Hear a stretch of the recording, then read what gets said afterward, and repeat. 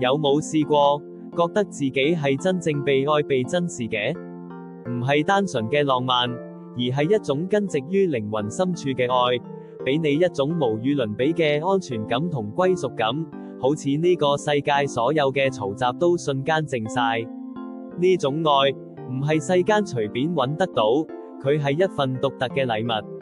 喺聖經入面，特別係雅歌第7章10節，佢用最優美嘅詞句，為我哋揭示咗呢份愛嘅真諦。我屬我的良人，他也戀慕我。呢句說話唔單止係一對戀人嘅承諾，佢更深層次咁描繪咗一份神聖嘅盟約，一種完全嘅互相歸屬，同埋由心而發嘅渴慕，超越咗所有人類嘅理解。呢份愛唔會因為你嘅弱點而退縮，佢係無條件、無私嘅接納，俾你一個最溫暖嘅港灣。喺呢份愛裏面，你嘅價值唔再需要外在嘅肯定，因為你本身就係被深愛嘅對象。